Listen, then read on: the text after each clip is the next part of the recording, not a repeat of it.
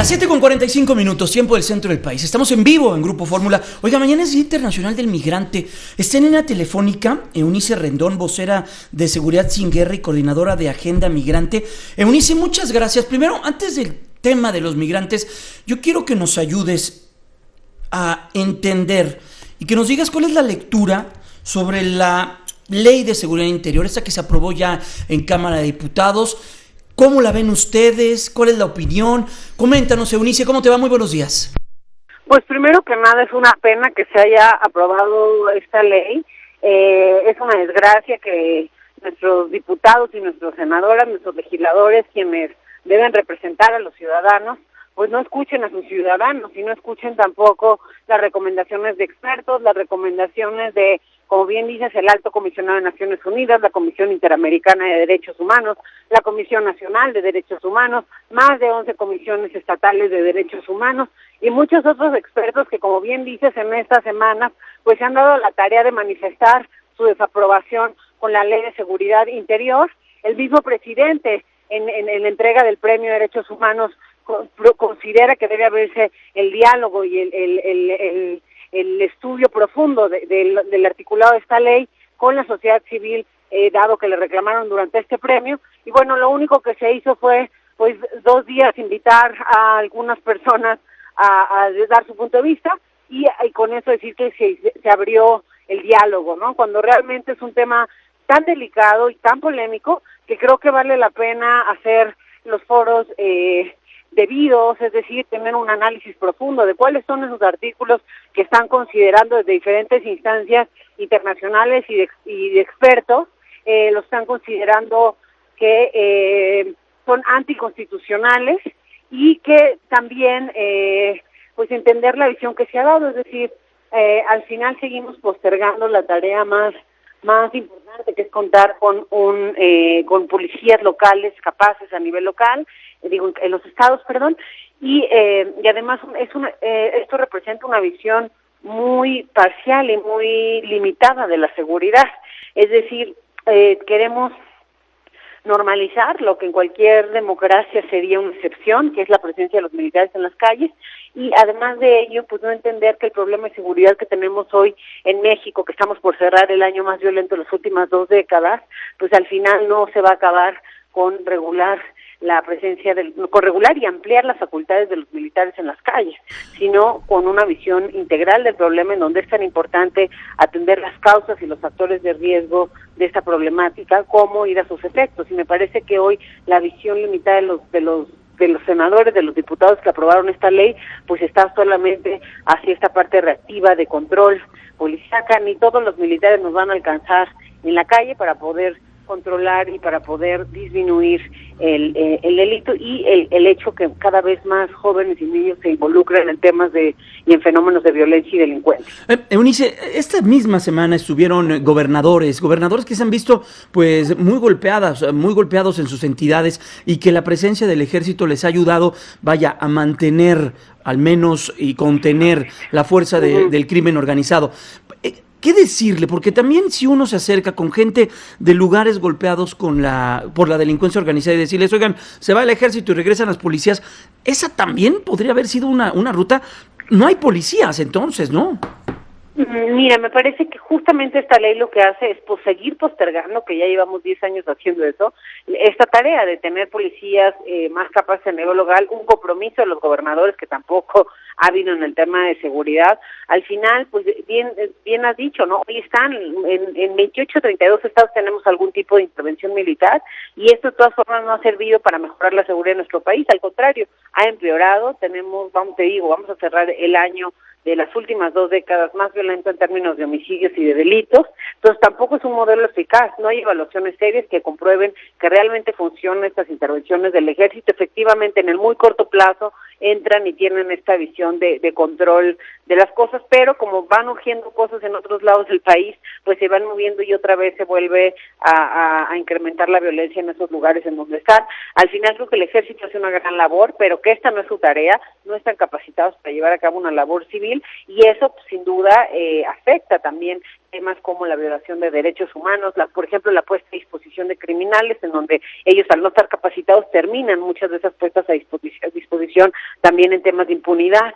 Entonces creo que tampoco es en beneficio de los militares, quizá de los jefes de los militares, ¿no? Y por eso se mueve de esta forma, pero me parece que así como tú dices, creo que hay gente a favor y en contra por diferentes motivos, pero me parece que es muy riesgoso en el término tan amplio que queda la ley, en el término tan acotado, que más bien que no se acota de ninguna forma cuál va a ser la evaluación, cuál va a ser el plan de regreso de los militares a sus cuarteles. Todos estamos conscientes que hoy pues tiene que haber estos militares en algunas de las ciudades y en algunos de los lugares donde son muy altas las tasas de delito y del crimen. Sin embargo, pues esta ley no deja claro cuál es ese plan que prevé realmente el regreso de estos militares a sus cuarteles. Y por otro lado, también la realidad nos muestra que hay lugares en donde hay estas intervenciones militares y gente que también pues se ha quejado mucho de ello, ¿no? Y que se siente también de alguna forma intimidada por la situación y que también va a generar en algunos lugares que pues son realidades que quizá no ven los senadores y los diputados desde su curul, pero que también pues mueve ciertos lugares y espacios el tema como Michoacán, por ejemplo, ¿no? Claro. En donde esto puede ser también un problema. Entonces creo que aquí lo que se trata es efectivamente hay que cubrir a los militares, es decir, si hacen esa labor hay que ayudarlos a que la hagan de manera que esté normado. Sin embargo, me parece que esta ley no es la vía y sobre todo me parece falta de seriedad que ante un reclamo como el que ha habido ciudadano y como decíamos, de expertos nacionales e internacionales, pues no se haga una reflexión más seria, más profunda. Si ya nos hemos esperado 11 años, bien podemos esperar pues otro año, pero hacer las cosas bien y realmente con una regulación que funcione, que no ponga en peligro a los propios ciudadanos, como creo que es esta ley de seguridad interior. Incluso se confunden en los propios términos, ¿no? No distingue entre seguridad interior, seguridad pública. Realmente hay entonces defienden cosas que pues creo que hicieron incluso algunas modificaciones que son pues más bien modificaciones estéticas que de fondo. Entonces creo que va a ser muy importante que veamos qué es lo que sigue en los siguientes días. Yo creo que es una ley que se debe impugnar por la inconstitucionalidad que representa. A eso iba. Estamos platicando con Eunice Rendón, ella es vocera de Seguridad Sin Guerra. Eunice, hay voces desde la sociedad civil que señalan que acudirán a la Suprema Corte de Justicia de la Nación. ¿Ustedes estarían en esta sintonía? Pues sí, yo creo que hay que hacer todo lo que se pueda desde sociedad civil y desde la gente que pues hemos estado alzando la voz con este tema. Me parece que el propio presidente también podría hacer algo, podría vetar la ley, por ejemplo, ya que él fue el que hizo el llamado también a hacer un diálogo más amplio con los expertos y con la sociedad civil, y definitivamente eso pues no se cumplió. Había mucha prisa por pasar esta ley antes de irse de vacaciones y bueno, me parece que eso tampoco es correcto ni corresponde a nuestros representantes en las diferentes cámaras. Eunice, me quedan 3 minutos y es también muy importante platicar contigo. 18 de diciembre se reconoce desde la Asamblea General de las Naciones Unidas, se reconoce todo lo que sucede con el migrante, el Día Internacional del Migrante. Tú encabezas uno de los esfuerzos más importantes en nuestro país con esta agenda migrante. Has viajado, has hecho foros.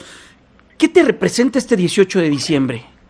Pues mira, creo que este 18 de diciembre representa pues mucho de nuestra comunidad, de su trabajo, el esfuerzo que tienen en Estados Unidos, y que también nos recuerde pues un poco la situación que han vivido principalmente este último año con un presidente como Donald Trump, en donde pues estamos cerrando un año y mucho también se habla desde autoridades mexicanas, con una disminución en las deportaciones del 15% y con una disminución de los arrestos fronterizos del 17%. Sin embargo, estas, aunque parecieran buenas noticias, no lo son, porque esto corresponde a que México está deportando más centroamericanos, es decir, mientras que han disminuido las deportaciones de Estados Unidos a México, han aumentado las deportaciones de México hacia Centroamérica. Y por otro lado, un dato muy preocupante que se publicó la semana pasada de las autoridades migratorias de Estados Unidos, del ICE, justamente nos menciona que hay un aumento del 43% de los arrestos de nuestros connacionales en Estados Unidos, y se ha triplicado la cantidad de gente arrestada también sin ningún delito. Entonces estamos viendo que se están persiguiendo a la gente o ha habido persecuciones en base a un perfil racial, hay cooperación de autoridades locales en la persecución de migrantes y bueno, sí hay una continua violación de derechos humanos, como lo documenta el último informe de Human Rights Watch la semana pasada también a través de 43 historias de migrantes deportados en este año de Trump. Pues muchas gracias, Eunice Rendón, vocera de Seguridad Sin Guerra, coordinadora de Agenda Migrante. Y Eunice, es época de precandidatos, candidatos. Hay que exigirle a los candidatos que pongan en sus propuestas, que pongan en la agenda el tema migrante, ¿no?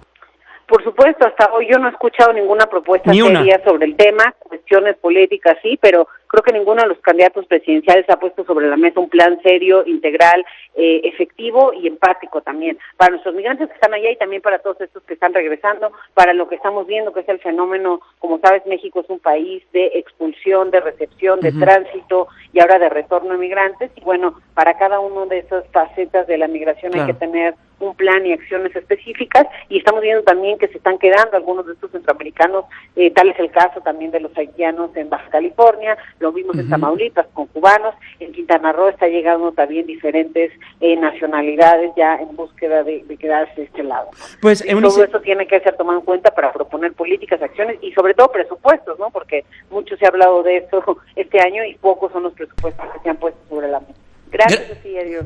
Gracias, Eunice, que estés muy bien. Eunice Rendón, vocera de Seguridad Sin Guerra y coordinadora de Agenda Migrante. Nos agarra el corte comercial. Interesante estos dos temas, y sumamente importantes para la agenda informativa, lo que vivimos esta semana y lo que viene el día de mañana con los migrantes a nivel internacional.